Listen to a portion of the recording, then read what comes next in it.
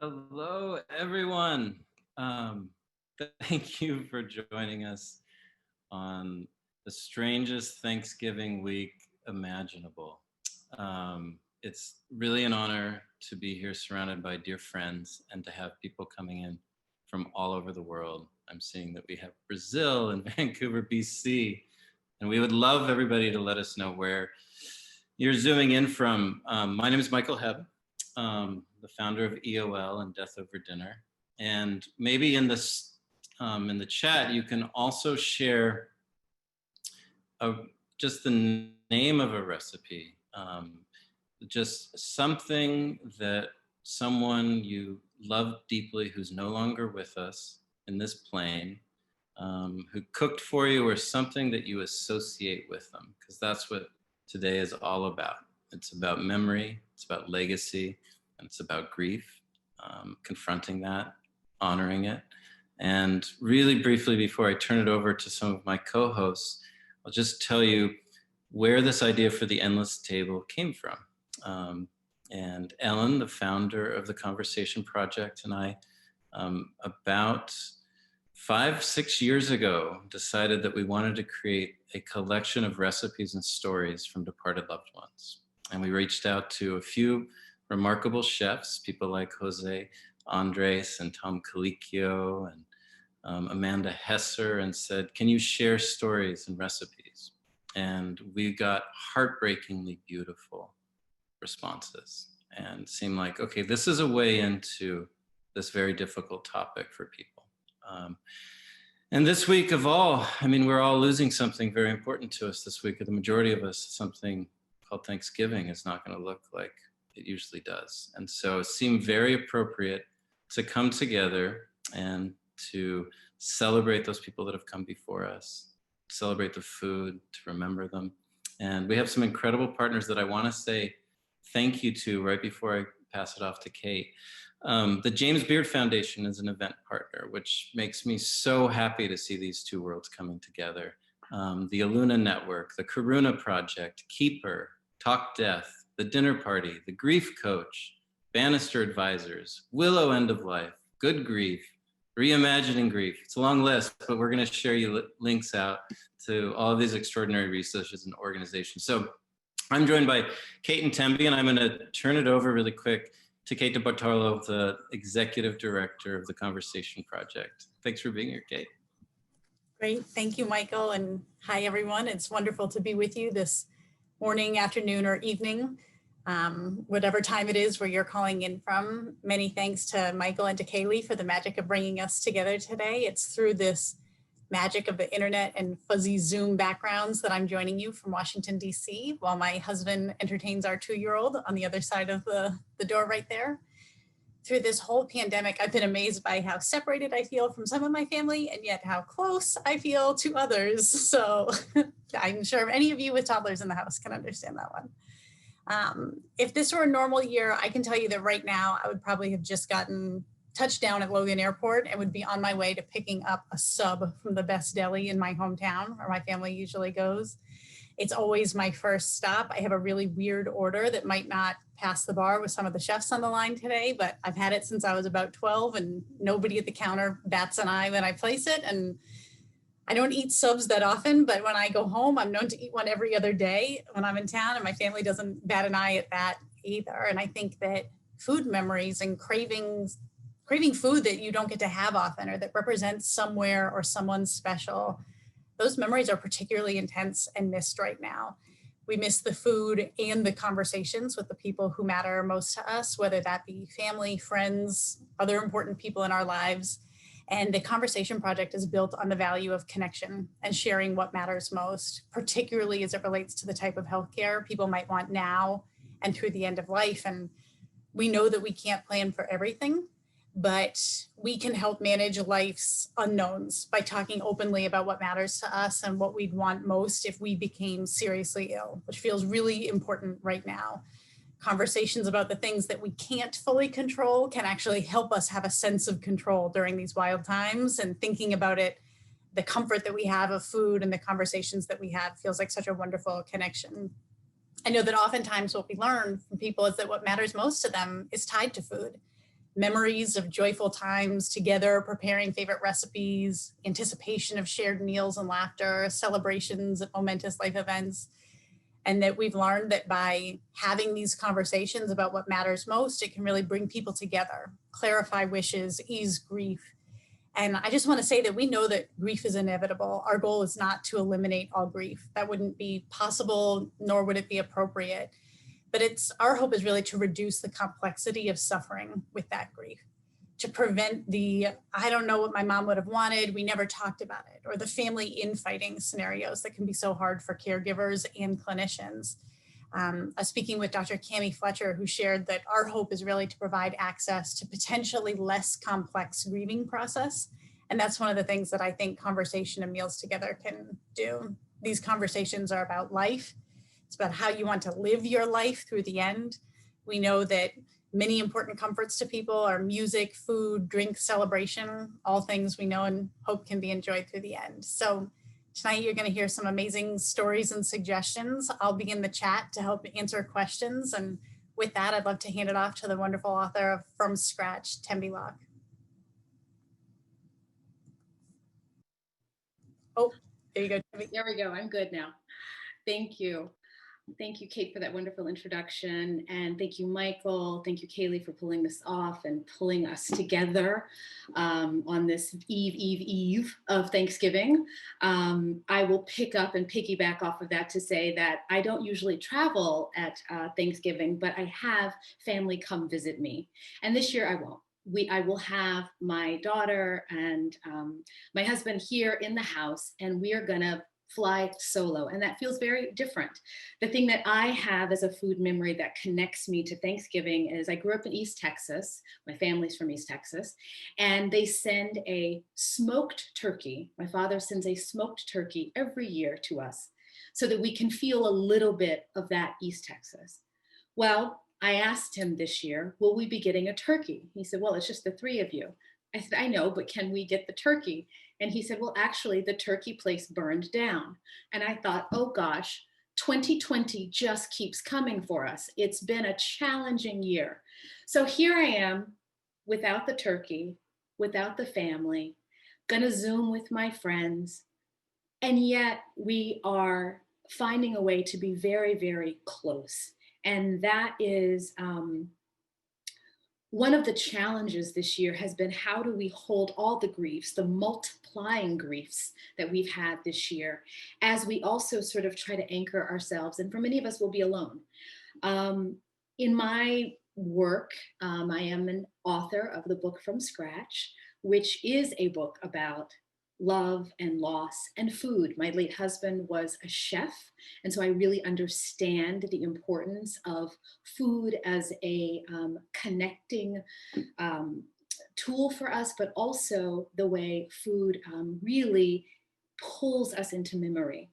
And a lot of the food that we would normally make with him was Sicilian food. And in my book, I write about the summers that I spent in Sicily, and how that love language of food kept coming to the table over and over again, across culture, across divides, across language, across generations.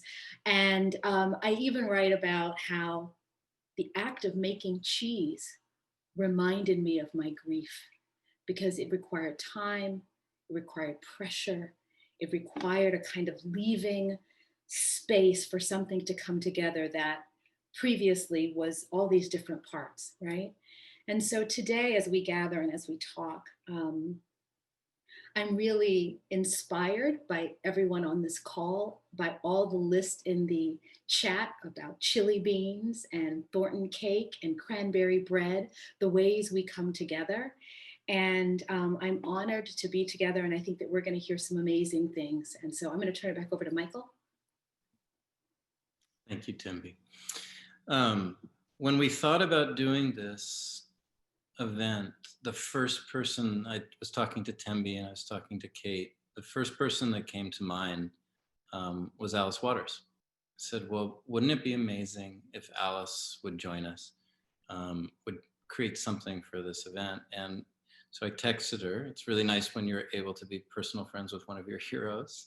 I said, would you be willing to come on and talk about Lulu?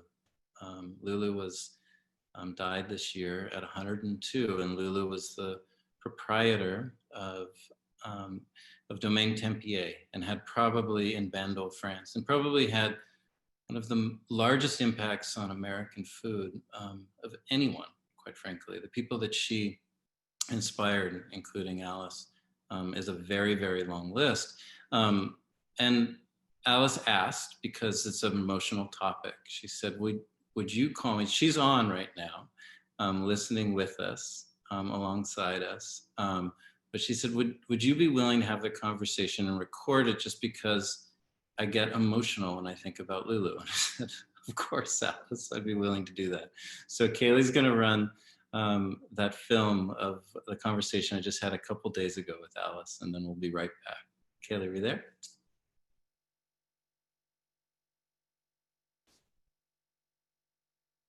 Let's talk about your dear friend Lulu. Tell me about the first time you met her. And I know she's no longer with us as of this year, but I want to go back and hear about the first time that you met.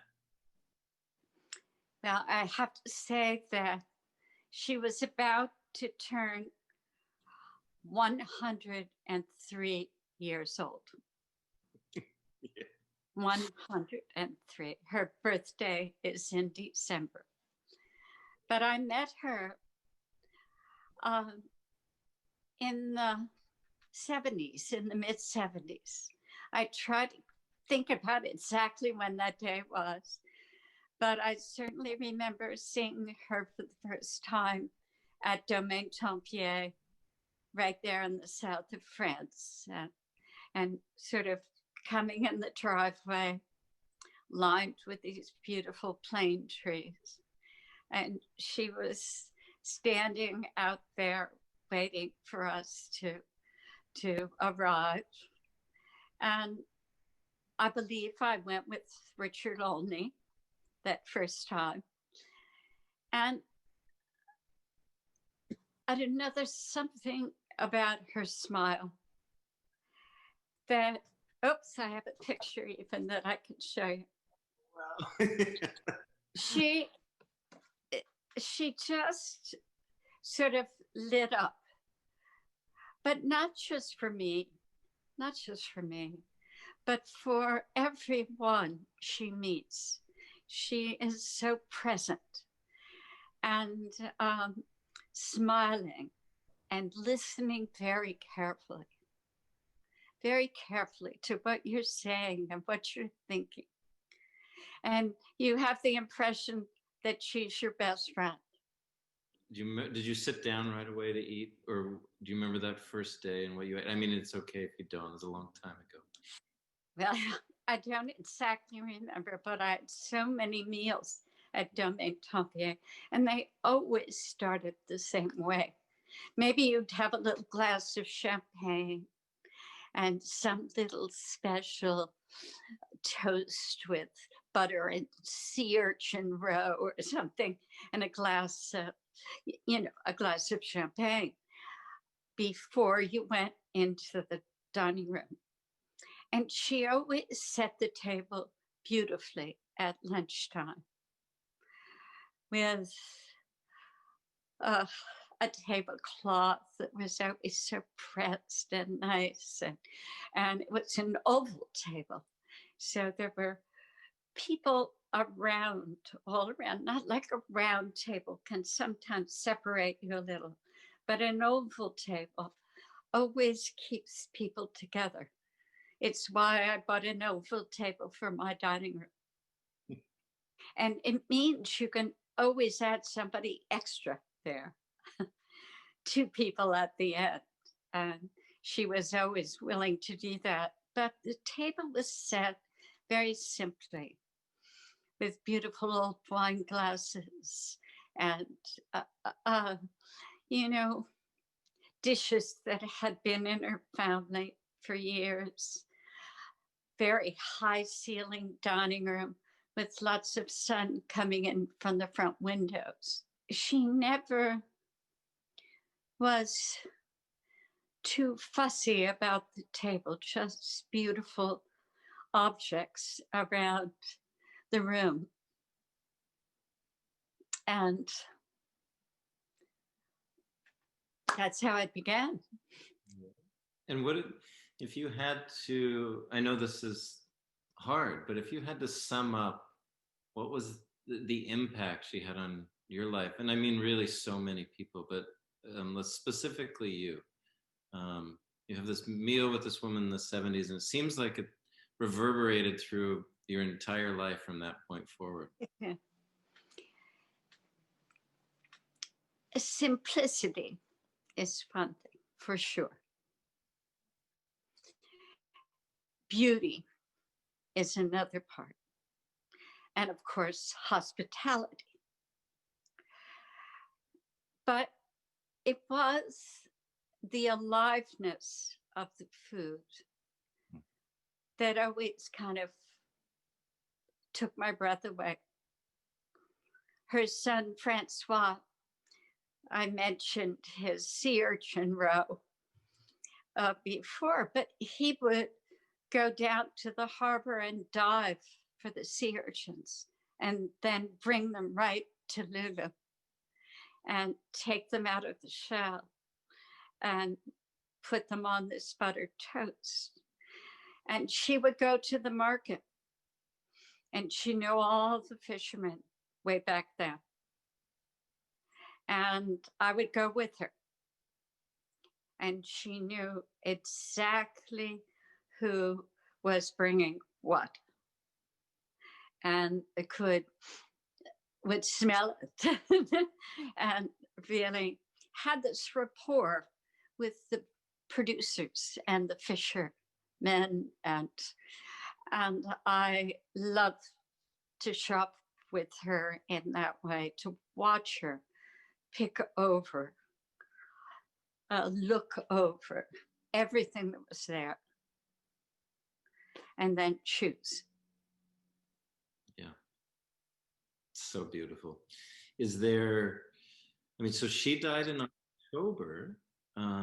So it's still very, very recent. I'm just thinking, if you think about in the future, when you want to remember her and honor her, is there a particular recipe in mind, something that you might cook?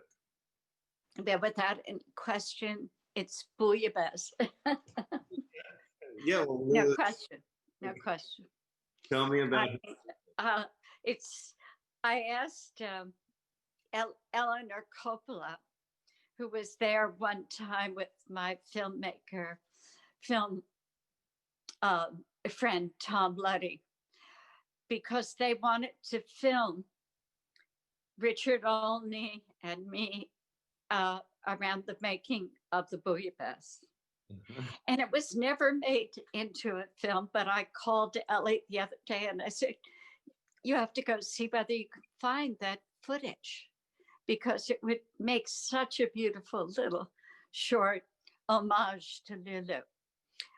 But the making of that outside, building the fire with all of the vine branches from the vineyard, having this huge cauldron, having gone to the market with Lulu in the morning, making of the aioli,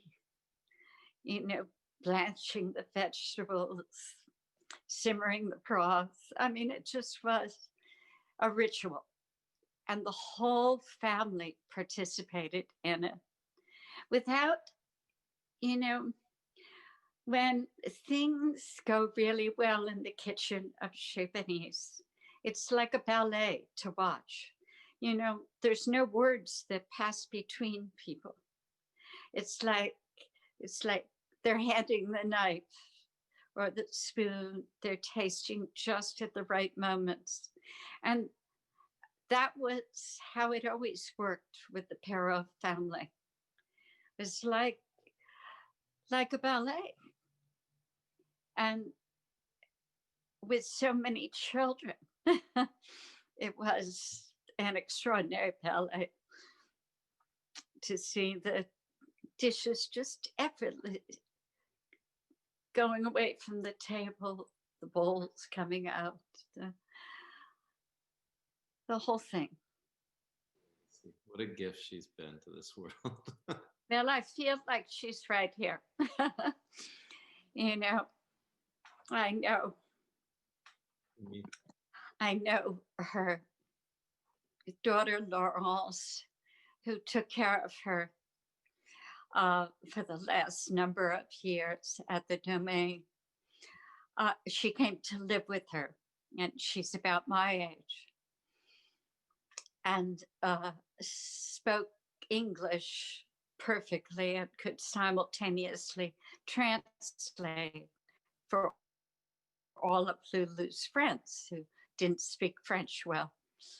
And I spent about 4 days there a year ago.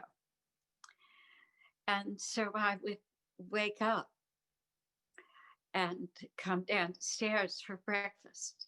And Lulu had already brought in the firewood.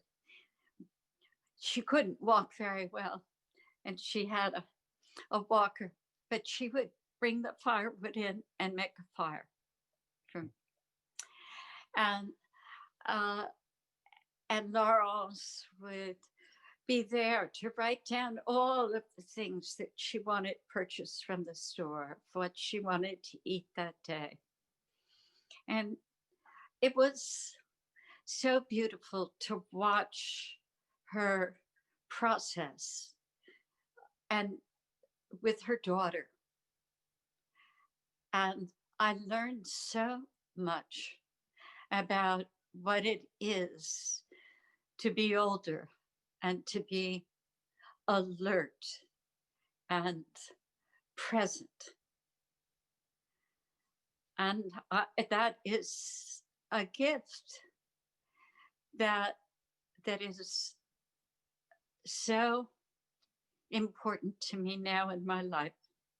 Oh, well, this has been perfect, Alice. I'm Okay. sure that, I mean, I know how proud she must be of you and how deeply the friendship must have meant to her. Yeah, it was that feeling of, kinship. Yeah. That as I say, she'll always be here with me.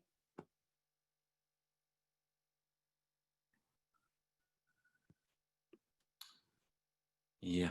So, hey, thank you, Alice. Just, you made me cry when we talked, and you made me cry again. The amount of gifts that Alice Waters continues to bestow upon us is pretty amazing. The Edible Schoolyard among them. If you don't know about the Edible Schoolyard, we'll be sharing it out, and would love you to support that project. And I think that Dan Barber, there he is. Sorry about the difficulty in getting you on. You're here. Yeah, nice to be here. Thank you for having me join that amazing conversation between both of you.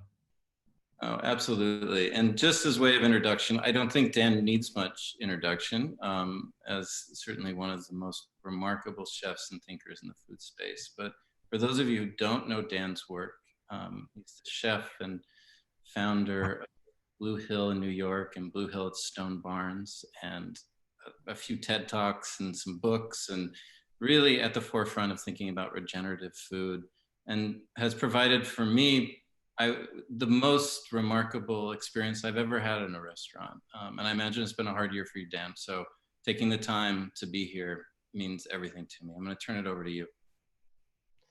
Thank you. Nice to be here. I am, let's see, I'm currently quarantining because we had someone at work who tested positive. So I'm now in my home away from my kids because of my wife, because I don't want her to be affected potentially. So I'm 14 days through Thanksgiving. I'm solo. I'm like a bachelor again. It's very strange. So a good time to think about death and food, I guess. I don't know. So should I just launch into this, Michael? Give me the ground rules. What's the deal? Yeah, it's really just if there's a recipe or a story that you want to share, or really anything you share. And I'm glad you're with us, and I'm sorry you're alone. Well, I'm not alone. I'm with you and all your friends. So thank you. I might keep you on for a couple hours. I haven't talked to anyone in the last 48 hours, and I'm only 48 hours into the 14 days. So, Jesus Christ, it's like like you've heard of climbing Mount Kilimanjaro. Here I go. So I like my I had this experience. Well, first of all, my mother died when I was 4 years old, and so my dad like did some cooking from time to time for me as a child, but like incredibly rare that he would do anything. You know, the thing about people say like, I can't cook, I can't even boil water. Actually, that was sort of true for my dad. It was not an exaggeration. I actually think that thing was invented from somebody watching my dad at the stove. Anyway, he did make this heroic effort with scrambled eggs. I never asked him why scrambled eggs, like what that, I think he felt particular kind of absence of my mother at breakfast for the kids, more so than any other meal. And so he would sort of compensate with scrambled eggs. And I say sort of because the scrambled eggs were like just sort of cracked into this like crazy hot iron cast pan. I still actually have the pan, and swished around and like overcooked by many minutes. If there was salt, I don't remember it. And that was like the Saturday morning thing, occasionally, which like really dry, really overcooked scrambled eggs by my dad. That was scrambled eggs for me, like, I don't know. I probably had scrambled eggs, at a buffet thing in the 70s, but not much better than my dad's. It was just egg. It was scrambled. That was scrambled eggs. Anyway, I was 12 years old and came down with a terrible bout of strep throat. And my aunt Toby was taking care of me. My father often traveled, and he was away for business, and so it was a really bad, one of those strep you can't swallow thing, and when I was like still really sick, but I could start eating again, my aunt made me scrambled eggs, not because she knew anything, just because she's made scrambled eggs, but I was in the kitchen watching her whisk the eggs really gently on a double boiler, so there was like gently simmering water, and she would whip this bowl over the water, and it became very frothy, and it was amazing to watch, even though I had like 102 fever.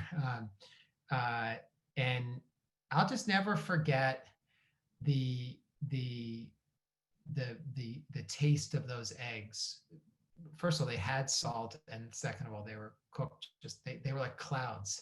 And I remember the heat going down my throat, where when you have the strep throat, your throat's just burning, and just this like, it was like this soothing salve down my throat. And it stopped me cold. And now I'm saying this too, I remember where I was sitting, and I remember that feeling of it down my throat, and the taste. I was like, what the fuck is this? I was like, forget eggs, I never had anything like this. My aunt was, as you probably can surmise, was an amazing cook, and trained, and she went to cooking school in Paris. And so it was like it was one of those moments where those ratatouille moments, you go back to forever and it'll never leave you. Because I immediately understood the power of food. I don't think I said to myself, I want to do that for my life, but probably set a course for me that that I didn't really veer from, because it was the taste of the food, but it was also the comfort. And in a moment when you're sick and you don't have a mother and you don't have a father around, and you're presented with this like plate of love that actually is healing, like literally healing. And all my memory is I got better right away. I actually think that might be true. It was totally coincidental. I'm sure I was on the upswing, but it like catapulted. So my memory is of healing and of love and of like, oh my God, everything. It's all wrapped up in scrambled eggs, So why am I telling? My aunt's very much alive and a big part of my life, and that's always been. Her love of food and French food and was a big inspiration for me. So it started in many ways with these scrambled eggs. But like your assignment was trace it to somebody who's passed away, and my whole thing is like, I would never have liked those eggs if I didn't have my dad's eggs. In fact, in many ways, like I owe the eggs to my dad. Like I owe that experience to my dad's scrambled eggs, because life, as you know, Michael, it's all relative. Everything's relative.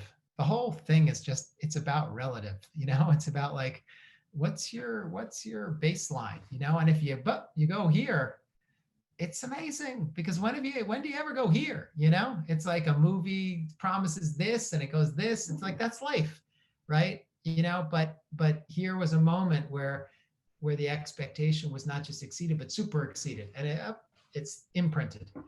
But the reason it got imprinted is because my dad's bar was so low, and like, so I owe him. And I loved his effort too. I mean, he was really trying to fill a void at breakfast, remember? And so where my aunt succeeded, he kind of succeeded too. And so I keep in my mind the idea of my appreciation is based on some really bad cooking. A lot of love, but some really bad cooking. So there's my ode to my father, a roundabout ode to my dad. I think it's a beautiful ode. I mean, one person that we have in common, many people, but one of them is my sister, Wendy. Yeah. Wendy, yeah. And she, when my father died, one thing that my mom did was kind of ship me off to my sisters, who cooked the first meal I've seen from farmer's market to the table, opened a bottle of wine. We all sat down, and I was like, this is what, very much a student of Alice. I was like, this is what food and the table can be. Yeah. And so I know very well what it means to have that first experience where there's such skill and love. Yeah, very powerful. So here I am trying to replicate that experience although not in these 2 weeks, in my quarantine moment, but in general in my life, I'm trying to replicate that moment for everyone. Well, you do it. And having been someone who sat in your kitchens and watched the love and care that all of your whole team takes, it is literally like you're watching this, ballet, like Alice mentioned, but of people that love what they do. So you've done that for so many people, Dan. So thank you. Hey, thanks, Michael. I appreciate it. Thank you. Thanks for coming on. I sure hope that your tests come back negative and you're reunited and everything. Well, let us know. Okay. Now you've got a couple hundred people deeply engaged in your next days. We'll keep you posted, man. Yeah, absolutely. We're going to turn to honoring someone who's also deeply associated with New York. Somebody maybe that you knew. I'm not sure how well, but I imagine you knew Floyd Cardoz. Yeah. And Floyd was my favorite chef in the sense that he was one of the most remarkable people that I've ever known. And I loved his cooking, in part because I didn't know anything. I don't know anything about spices. I've never met a spice I knew. I don't cook with any spices. And he was like my gateway drug into that whole world of Indian cooking, but of cooking with spices and this complexity that still leaves me, my mind blown at what chefs can do and cultures and cuisines can do. But Floyd was the ambassador, and not just the top of the top of culinary talent, but also just like the most wonderful man. And I miss him terribly. Yeah, there's something, for those of you who've never met Floyd, there was a thing, he radiated his joy out from him like few people. And I got to know him, and he was a friend and an ally. And Jaqueline Raposo is here, who's a great food writer and journalist. And also, we're going to send you this link, has done an amazing iHeartRadio podcast series called Veteran Stories of Hunger and War. But Jaqueline's been working with Alica Cardoz and knew Floyd, and is going to share a remembrance. Great. Oh, that's great. Good luck. Thank you, Michael. Thank you, Dan. Yeah, Dan got me all warmed up and all the feels are starting already. Hi, everyone. Thank you. This is a beautiful forum to get to discuss our friend Floyd, who we lost to COVID in late March. When Michael mentioned this evening, this particular dish immediately came to mind that I'm going to talk about, and I'm just going to jump into it because I think it will sort of pull together a lot of what has been said already about grief, and then also why I'm the one sort of doing this work for Floyd with Barca, and a lot of things sort of come full circle in this dish. So the dish that Barca and I picked is called Floyd's Goan Pork Stew, but it's not a recipe by Floyd, and it does not contain his Goan masala. And so I'll sort of explain why. So, of course, Barca, Floyd's wife, did not expect to lose her husband from this virus, especially not in March, when in New York City, everybody was still reeling. We didn't really know what was happening.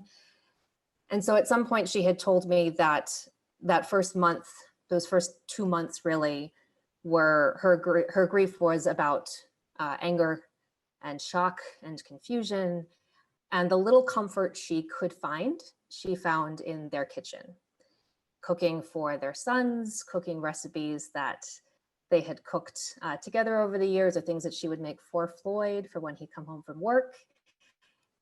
And in their kitchen is where she felt Floyd most viscerally, that she could sort of, as she was cooking, she could sort of hear him teasing her for some of the ways that she cooked. If you knew Floyd, he had a very mischievous sense of humor.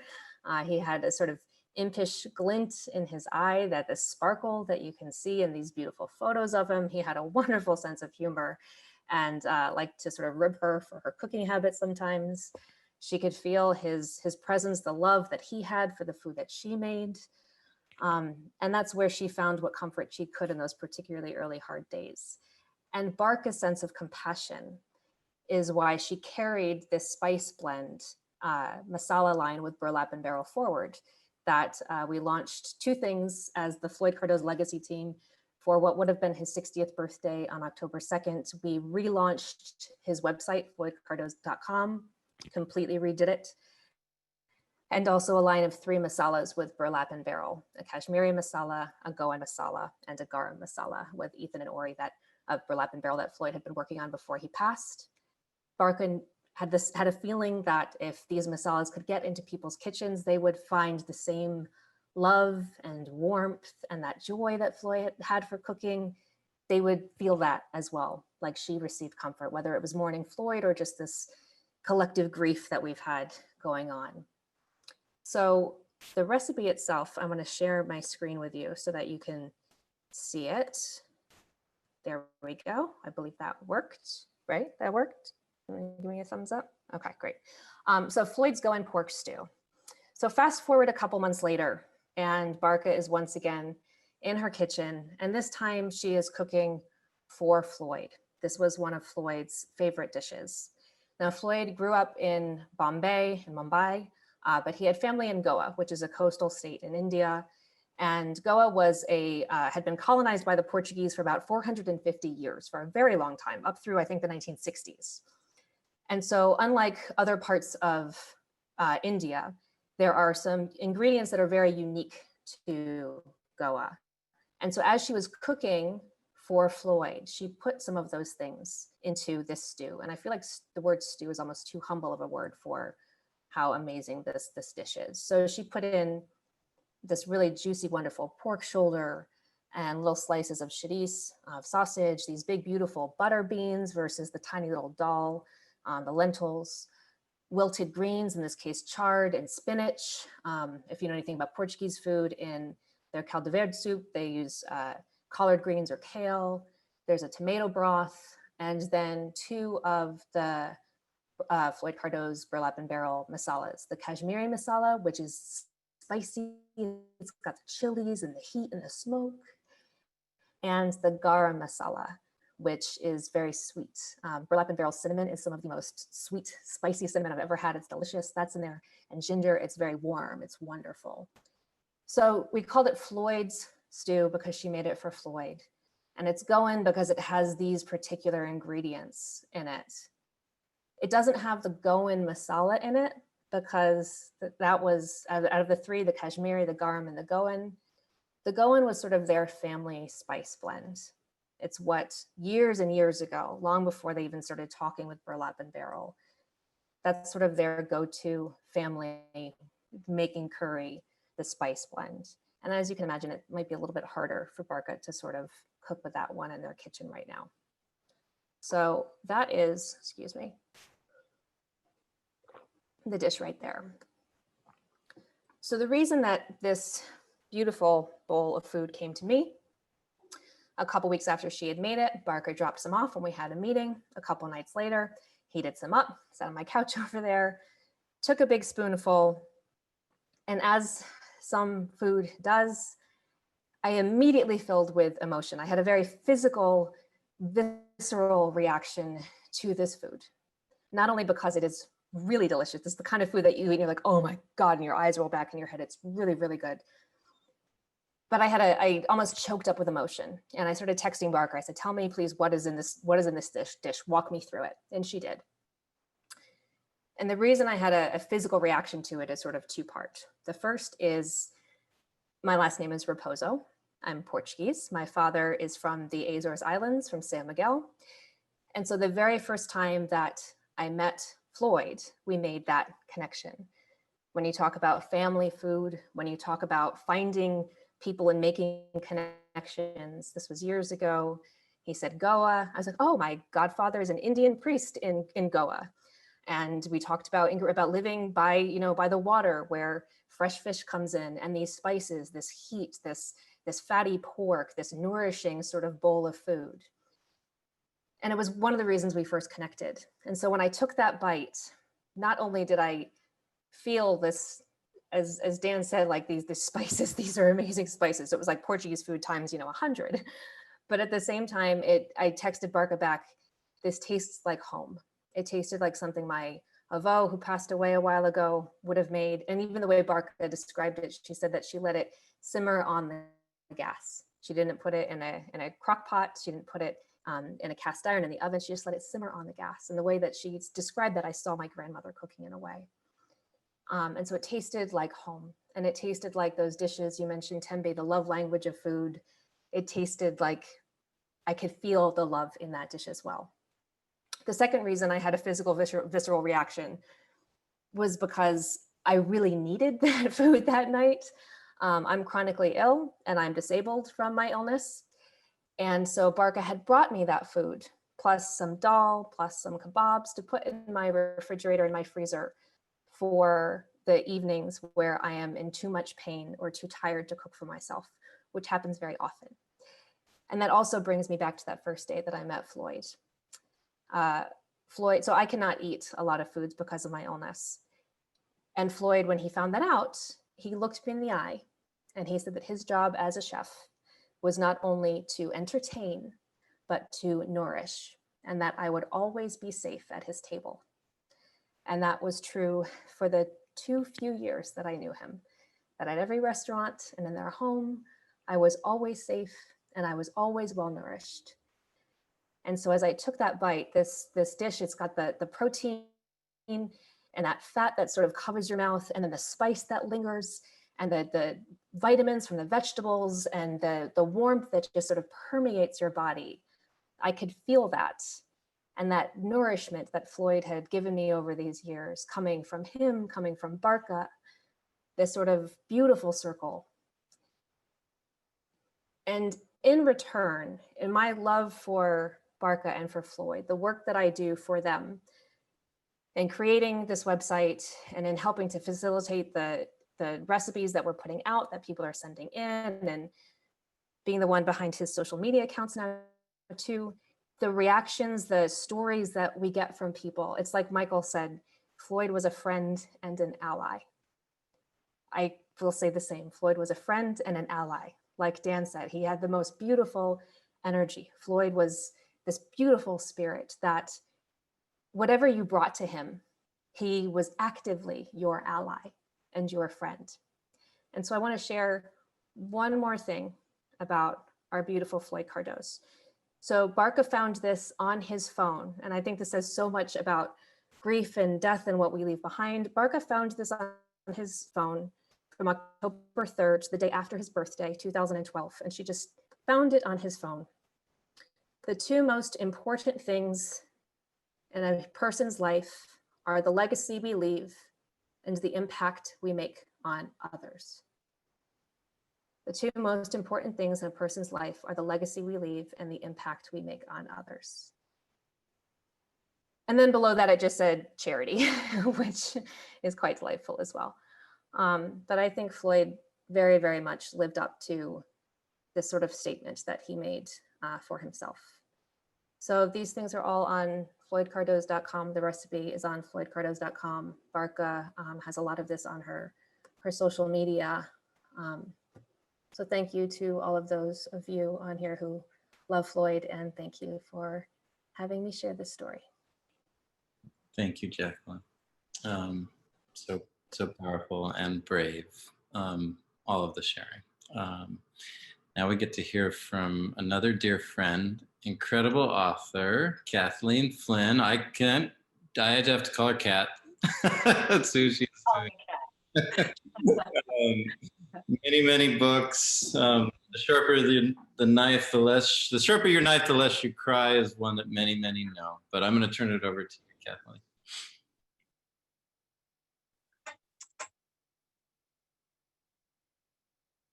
Hi. Hey there. Can you hear me okay? So I really thought a lot about this because in my third book, which I actually have right here, I was flipping through it the other night, I realized that it's kind of this multi-generational memoir about my whole family. And I found out when I was doing this book that all these people in my family had been cooks. So I kind of came by it sort of honestly. But throughout the book, there's all these, just sort of the nature of telling a story of multiple generations of the family. A lot of people died. So and it's interesting how many recipes were sort of tied to those people. I think after, Michael invited me to be a part of this, it made me really realize it. But I really remember it that actually, one really stuck out to me. And it was my Uncle Clarence's cornflake crusted chicken, which I think that, for all people who think that like chefs are all very stuffy, this is actually one of my favorite things. Involves extraordinary amounts of like margarine and things like that. But the story behind this recipe, I think I can share my screen. Let me try that. No, I'm afraid I'll lose you, so I won't do that. If you go to KathleenFlinn.com, and it's FLINN, KathleenFlinn.com, I put this recipe on the front page, so you'll be able to find it. So, but the story behind this recipe is that when my parents were in their 20s, my dad had a job, lost his job. It was in the late 50s. There was a kind of a big recession then. And his brother lived in San Francisco and said, "Hey, Milt," my dad said, "what do you know about pizza?" And so it turned out that his brother, who's Irish, ended up starting this Italian restaurant in San Francisco, which by itself is a very long story. But so they went out, they learned the pizza, the Italian restaurant business. They ended up starting their own restaurant, this other Italian restaurant my parents did. And one by one, some of the siblings were coming out and living there and trying it out, see if they like California. And my mother's brother, who had gotten out of the service from Korea, and I was suffering a lot from PTSD, I decided to come out and see how things were going to work out in California. And so he ended up creating this fried chicken recipe that used cornflakes because cornflakes were really cheap. And so he made this amazing recipe, and they actually fried it in the recipe, but in the restaurant, but later they ended up oven frying it. But it was so popular that it was so good and so popular that when the local newspaper wrote up a review, the first and only review that my parents' restaurant ever got, that they actually talked about this fried chicken. So here they are, this Italian restaurant, and then they have this cornflake crusted chicken, and it was this whole crazy thing. So Clarence ended up going back to Michigan. My parents' restaurant ended up closing down, and they ended up moving back to Michigan. And years later, you know, Clarence really never got over the war. Like my dad used to say that like his body came back, but his soul didn't. Like he was this really sensitive person, and he just kind of couldn't take sort of what he saw there, and it weighed on him a lot. So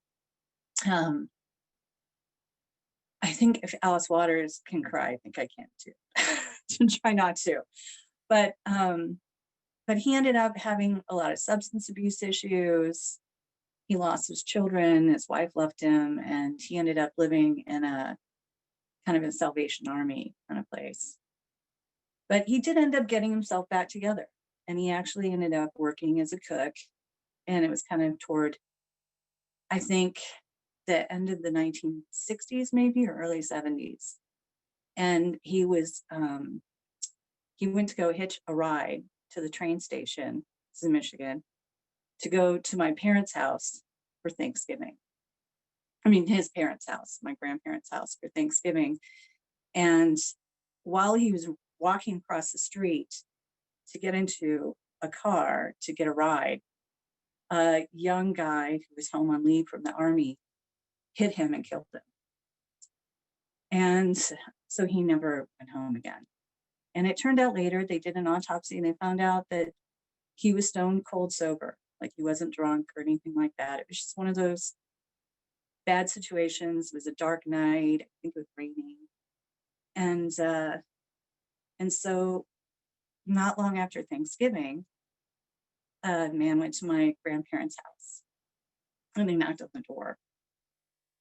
And my grandmother asked what he wanted. And he said, well, I don't know if you're going to really want to talk to me because I'm the one who killed your son. And so they brought him in. My grandmother gave him pie, and, you know, and before he left, and they had coffee and they talked about it. And she said, you know what? This is not something you should carry on yourself. This is too big a burden for you. And this was an accident. And we don't blame you. And God doesn't blame you. So go live your life and don't let this ruin your life. You know, you're a young man and it's okay. And when they left, you know, they hugged. And, you know, I actually never heard that story until I went to go write my book. And the interesting thing about that was that my dad, who died when I was 13, for a while I just lived with him alone in Florida. It's kind of a story, but he moved from Michigan because he was very ill, he had cancer. And I ended up moving with him for about a year, and I lived alone with him. So he would, you know, cook and whatever. He had like 5 things he could make. And this cornflake crusted chicken was one of them. So he made it all the time. And I still equate this recipe with my dad, which is interesting because it's really not his recipe. It's really Clarence's recipe. And so it wasn't until I went to go do research on this book that I really understood the origin of this recipe, and that I understood, you know, in a way, I never knew my Uncle Clarence. I mean, I think I was a little girl, like maybe 3 or 4 when he died. As it happened, his daughter ended up coming and living with us, and she's like a second sister to me. And now his granddaughter lives with my mother, who's 86 in Florida, and helps take care of her. And so I think this recipe to me, I think the reason why I picked it is because I grew up not really understanding the provenance of it.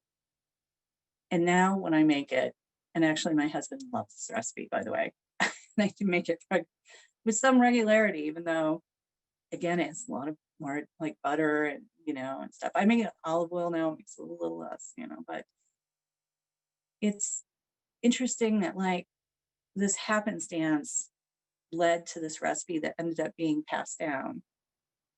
And how, you know, in the end, it's a tribute to someone I didn't really know, but I'm so grateful that I have the story. And I'm really grateful for what it said about my parents, that they invited him when he was down on his luck to come work in their Italian restaurant run by Irish people. And then my grandparents, that they had that capacity to forgive. And I always wonder what that Thanksgiving was like after he died. Like how hollow that probably felt.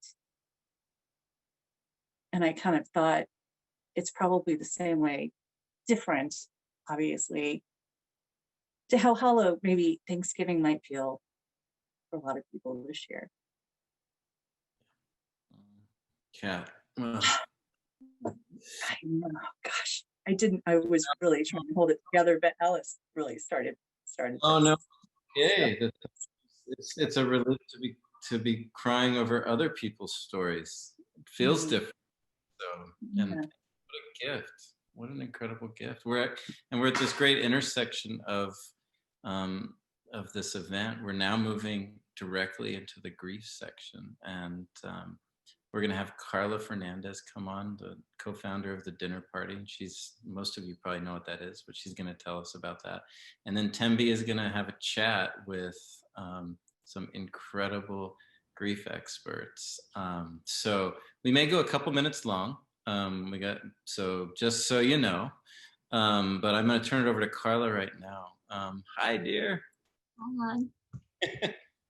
Talk to us. Tell us where grief and food meet.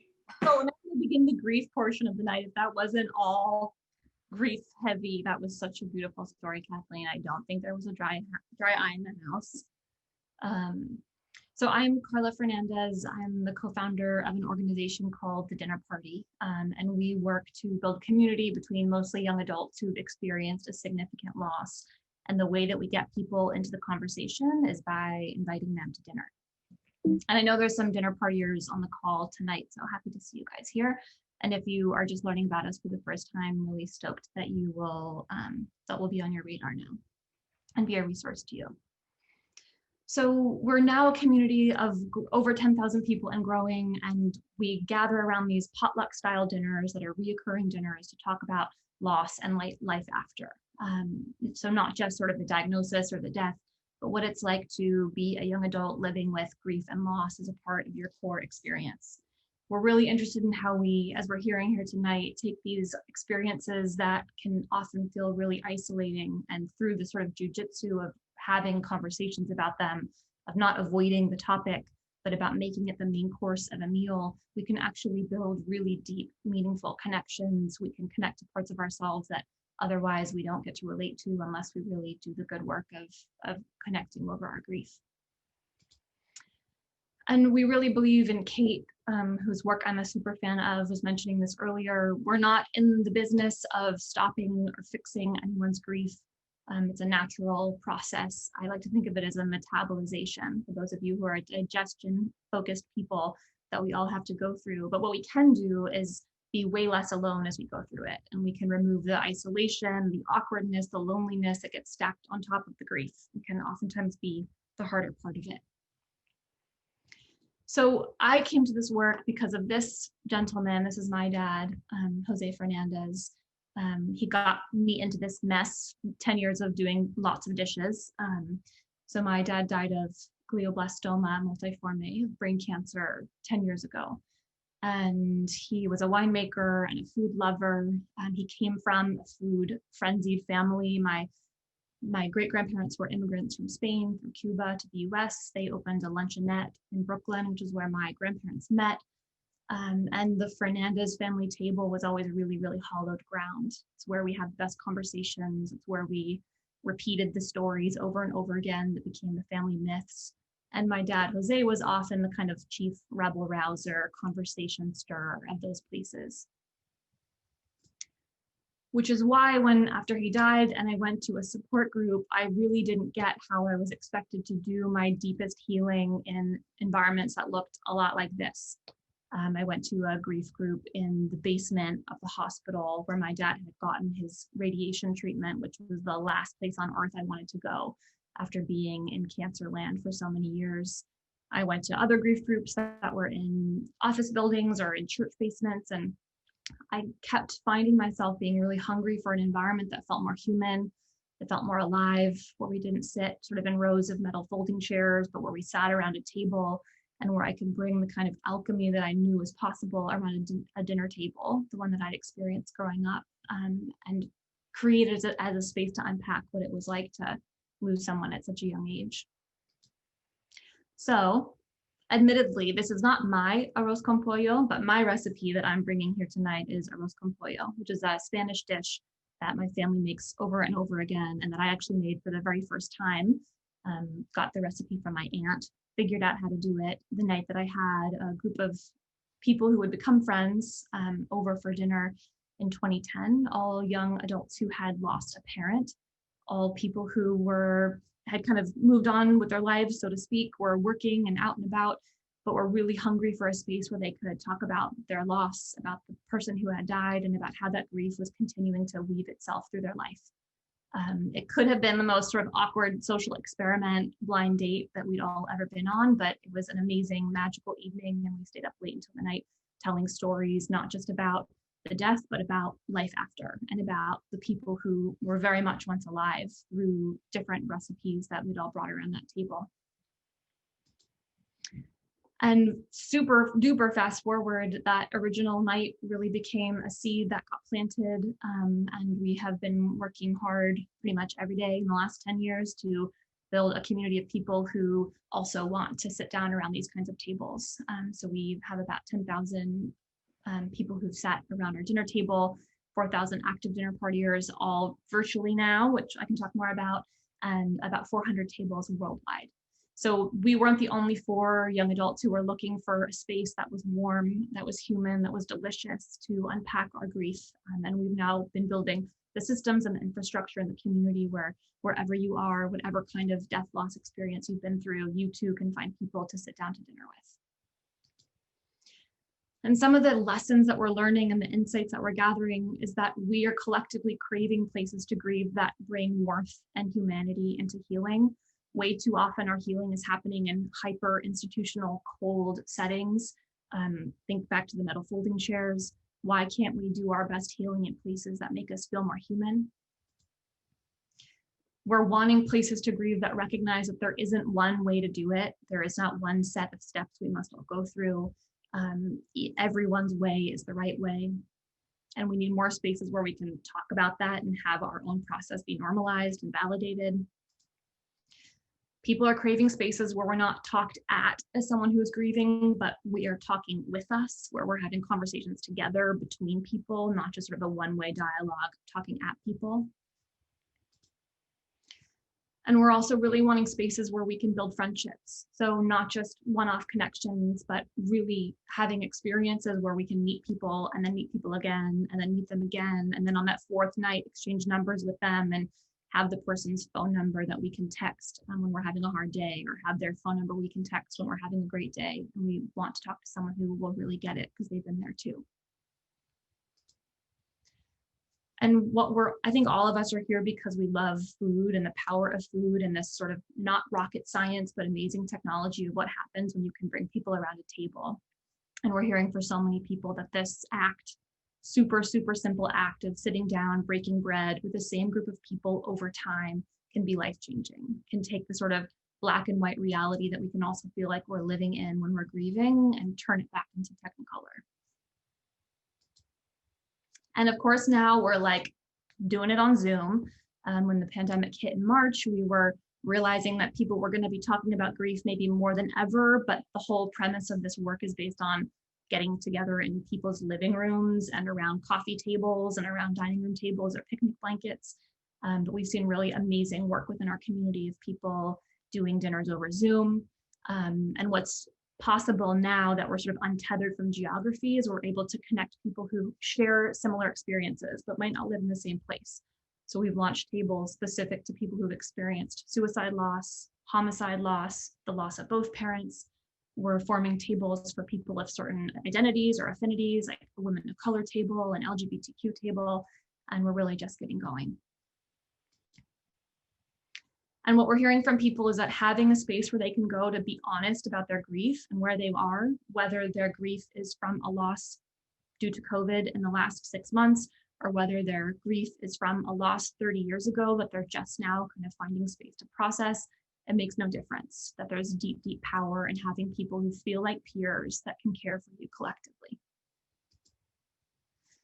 The second person I want to introduce you to is this awesome woman, Sue Flowers, who I will never meet, but I feel like I know so well. This is my co-founder, Lennon, is a teeny swaddled baby, and that's her mom, Sue. And one of the reasons I've really been in this work for the last 10 years is the power of this woman and her daughter, who is a total fierce leader and deep, deep, fierce friend, if you've ever met her. And her cobbler recipe was one of the first recipes Lennon brought to our dinner party table. And it shows me how much we can feel intimate with someone through the recipes that they've passed down, even if we won't never get to enjoy them in person.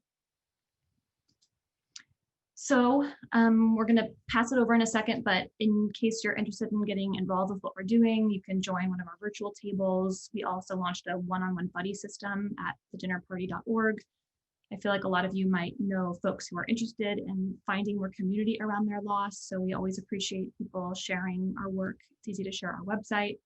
And we also, as we enter the end of the year, as a nonprofit, we launched a fundraising campaign just today. So you can make a contribution if you feel so inspired at thedinnerparty.fundraise, no D, because fundraising is so fun.org. And I'll put the link in here in case you're interested. And that's it. Here is our email address and our website. Please reach out if you have any questions. Would love to hear from you, and very excited for this badass group of people to take it away next.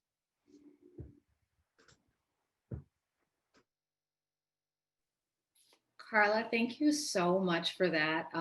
This day has been a perfect combination of grief and food. And I want to thank Alice and Jaqueline and Kathleen and Dan and for just bringing these beautiful stories together. And I'm honored because next up we have a panel of experts. So we've been talking about how food is a great way to remember and to honor and grieve the people we've lost, especially at this holiday time. So now I want to turn it over and begin to talk with people who can really, that we can glean a lot of wisdom from. So we have Alica Forneret, who is a writer and a facilitator and a grief guide and the host of Motherless Mother's Day. We also have Devine, who is the founder of Refuge in Grief and the author of It's Okay, You're Not Okay. We have Hope Edelman, who is a writer, speaker, and coach, and the author of Motherless Daughters and her newest book, The After Grief. And then we also have Claire Bidwell Smith, who's a dear friend, who is a grief therapist and a writer, and she's the author of The Rules of Inheritance, as well as Anxiety, the Missing Stage of Grief. So welcome to each of you. So what I would like to kick it off with everybody is just kind of say, what are you guys doing to get through this holiday? What are you doing in anticipation of either what you're planning to do around the table itself on Thanksgiving Day, or just for this whole holiday, this swath of time between now and, let's say, New Year's. Does anyone want to begin? I can jump in on this because I think I'm one of those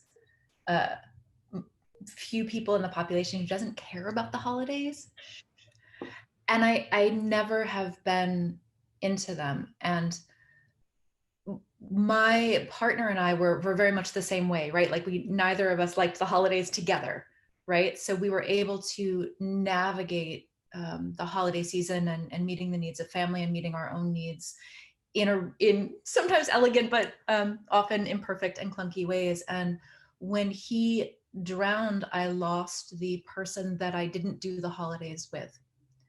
So one of the things that I'm really aware of as I come into any holiday season is, those people who are now spending their holiday seasons alone, maybe for the first time or the second time or the eighth time, and those for whom the holidays were never a big thing, and sort of watching from the other side of the window, intact families or friend groups who come together and want to connect in this sort of intimate seasonal way, and that can be another loss, another feeling like you don't belong in a community. And so for me, it's always about a curiosity about how do we do the holidays when we don't do the holidays, and how do we find ways to express sort of the spirit of the holidays, which is connection and kinship and having experiences together that can carry us through barren times of our lives, however long those times last. So for me, getting through this holiday season, mostly I'm focused on my readers and my students and my friends and all of these folks who are having a hard time this year. And then the added piece of that for me this year is that the pandemic has added a layer of concern for my parents into this, even though we don't spend the holidays together. I know that my brother is up there taking care of them now. My brother's an amazing chef, and they're making all of these great meals together. And I'm accustomed to cooking for myself and cooking really elaborate, wonderful things for myself, just because it's Thursday, not because it's Thanksgiving. But it's interesting, and I'm always curious about that personal experience for people. I never assume that somebody is psyched or not psyched, or sad or not sad about the holidays, but I usually go with, so what is this season like for you? Right? And leaving that space for somebody to bring their own lived experience into it. And then being able to lead from where they start about whether they feel like this holiday is, has some impact or some weight for them. I want to know what that is, regardless of my feelings about the season or not. Absolutely. Yeah. Claire, Hope, Elisa, do you guys have any, how are you beginning to think about, or some best practices you might offer for someone specifically this year, because it's a first time for so many families, even if it's just the alone part, and there's just a grief about the alone part, and there's not even the death part.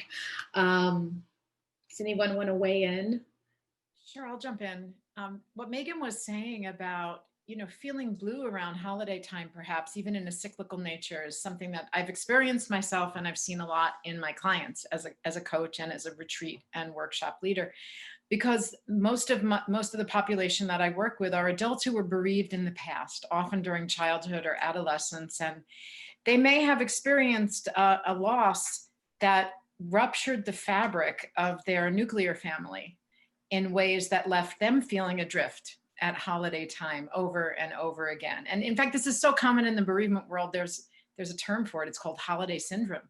It's feeling blue from Thanksgiving all the way through New Year's, especially because you may be part of a community in which all the other members have families or friend groups that they can spend that time with. And I live out here in Los Angeles. I'm from New York, and I don't have much family here. And oftentimes the little family of four that I created was always alone during the holiday seasons. We managed to have a friend group where everybody had extended family or went out of town at holiday time. So I'm intimately familiar with that myself, but I have a lot of clients who are estranged from family or don't look forward to, or set boundaries, or for self-protective reasons don't want to be with the people that they were raised with at this time of year.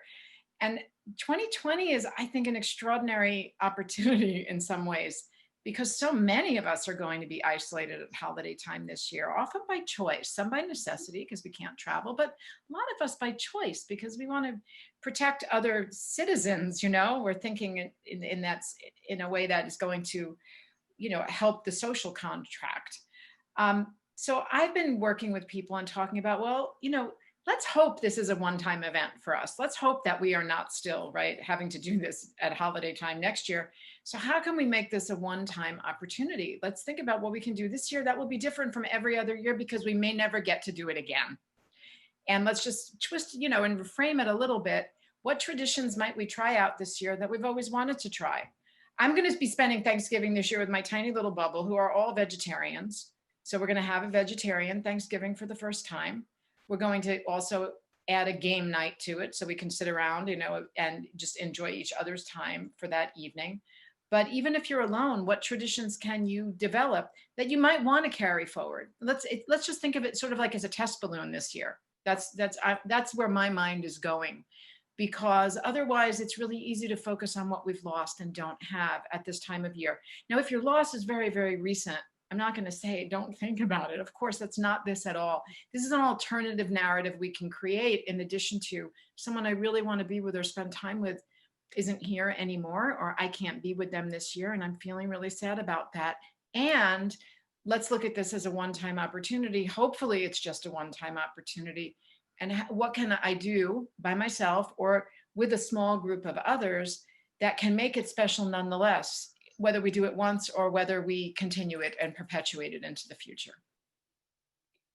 I love that. And Alice was talking earlier about ritual in the kitchen and the ritual of preparing the fire and preparing, getting everything ready. There's ritual that we can employ at this time of year that specifically can anchor us. Does anyone want to offer some rituals that have maybe worked for you and that you can put forth?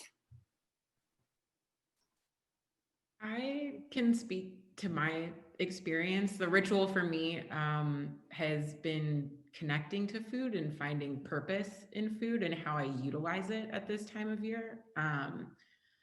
I am Alica, by the way, Alica Forneret. Thank you all for having me here today. And the reason that I was really intrigued by this was because I was a food writer until my mom died, and then she died, and I pivoted my career to death and grief. And my focus was always on how can food bring purpose and community and connection into our lives after having a history of an eating disorder, and thinking about food as this enemy and a thing that was really not great for my body and that I didn't want to put in my body.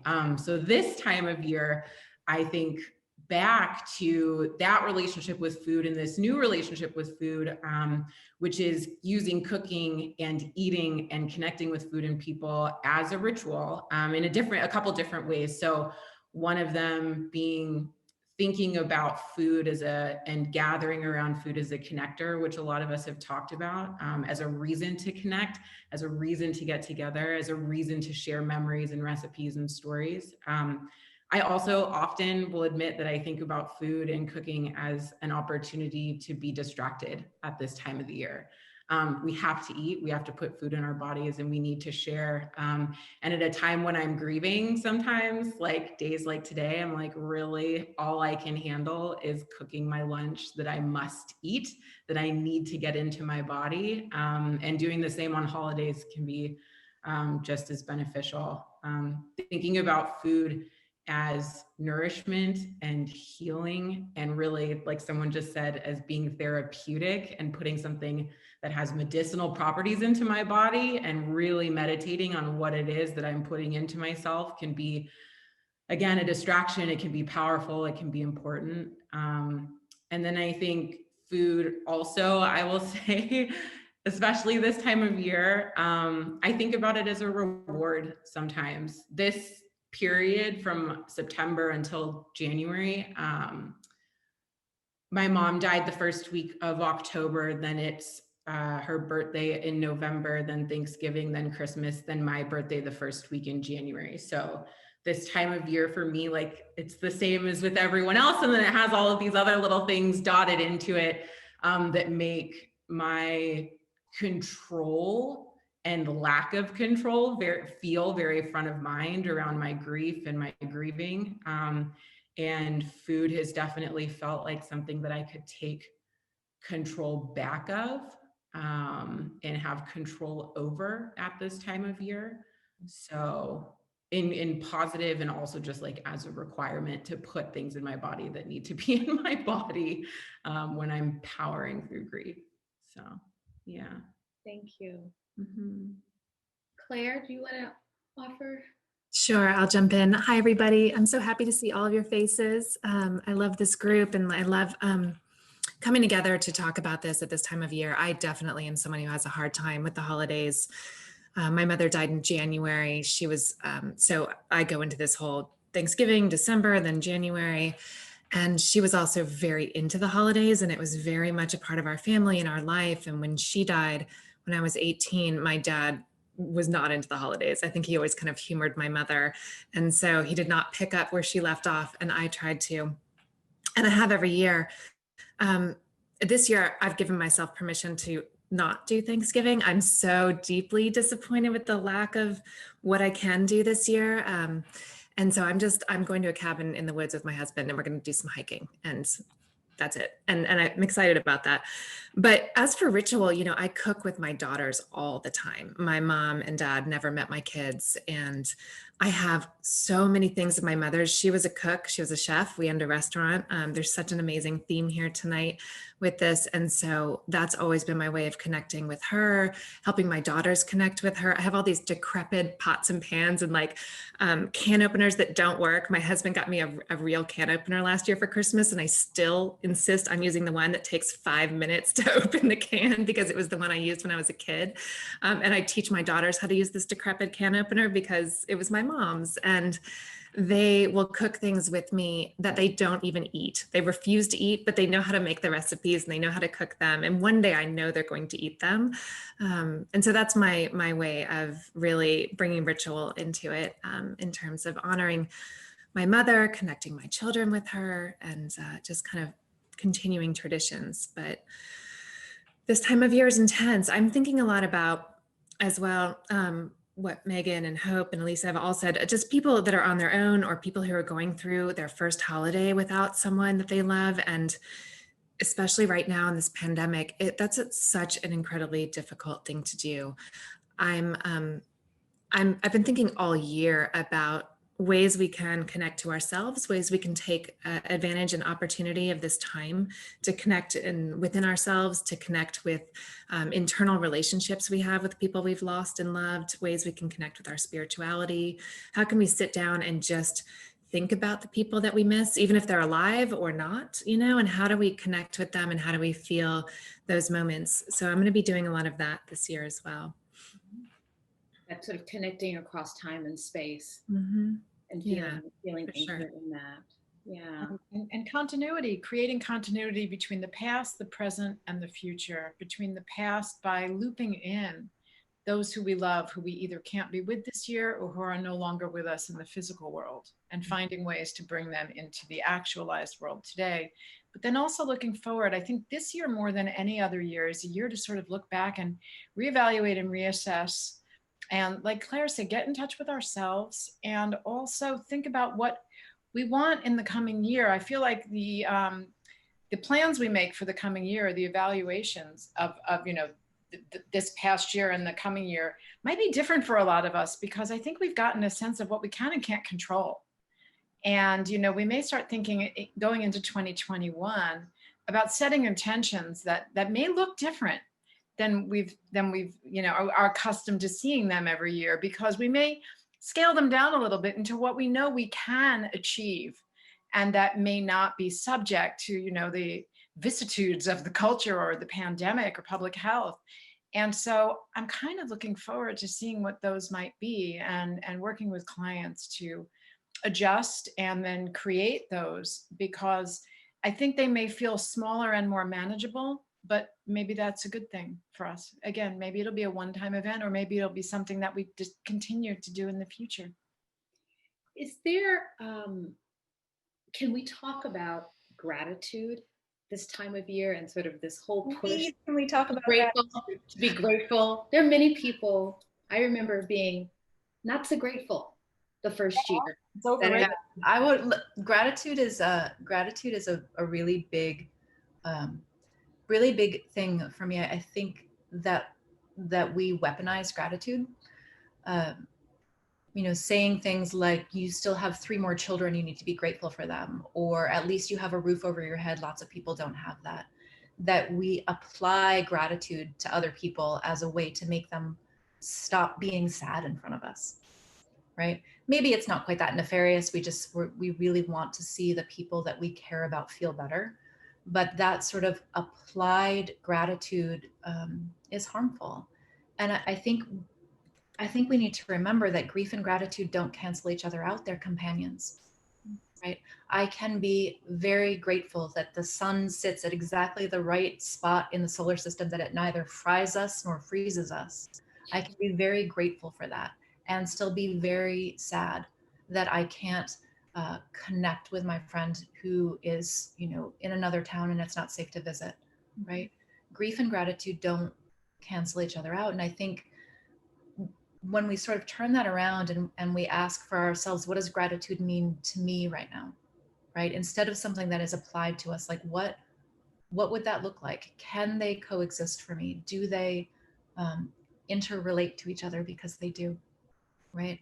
You can be thankful that you had the years that you had with your mom and still be really pissed off that you don't get any more. Mm-hmm. And they don't cancel each other out. And I think we can link this actually to what we were talking about with ritual. It's that same sort of self-sovereignty or self-agency. Like what does gratitude look like for me?